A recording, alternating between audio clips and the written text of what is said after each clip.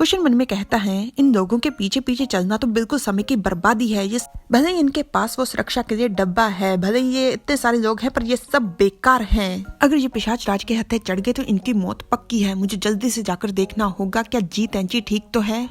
अगर जी तेंची मर गया तो उसकी जान के साथ साथ मेरा सदियों का तपोबल भी जाएगा।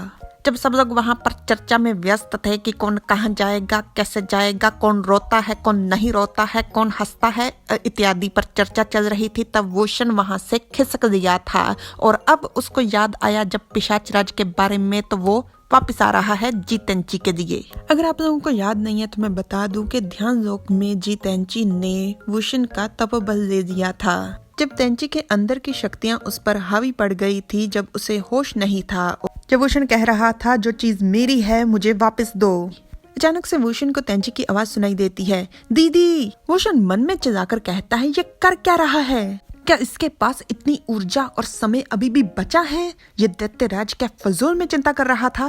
इसे ठंडी जगह में जाने की सजा दी जाती है, इसे ठंडी जगह में जाने की सजा दी जाती है, इसे ठंडी जगह में जाने की सजा दी जाती है। बस बस बस समझ आ गया, तुम गुस्से में जल रहे हो और उसे ठंडी जगह में जाने की सजा दे रहे हो, समझ गए। ठंडी जगह में जाने की सजा राजाओं द्वारा रानियों को दी जाती थी। जब भी रानियां कोई गलती करती थी तो उन्हें ये सजा दी जाती थी। उन्हें असली जेल में नहीं भेजा जाता था, उन्हें बस थोड़ी देर के लिए किसी ठंडी जगह पर भेजा जाता था। इसकी हिम्मत कैसे हुई मेरी गैर हाजिरी में लड़कियों के साथ गुलछर्रे उड़ाने की? मैंने बस जरा सा इसे अकेले छोड़ा था। एक बार बस मेरा काम हो जाए फिर मैं इसे सबक सिखाता हूँ।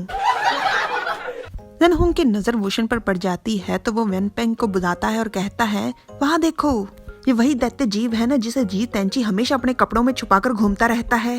वेनपेंग कहता है, हाँ ये वही है, आखिरकार इसे पकड़ने का हमें मौका मिल ही गया। खैर ये तो वक्त ही बताएगा, वो वुशन है और ऊपर से वो तपा हुआ है।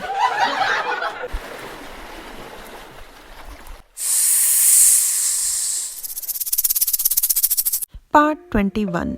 क्या हुआ? तेंची बेहोश जुनजाओ को अपनी गोद में लेकर उसकी गर्दन को जांचते हुए मन में कहता है, उसने दीदी को काट दिया, चाचा गुरु यहाँ पर नहीं है, अब हम क्या करें?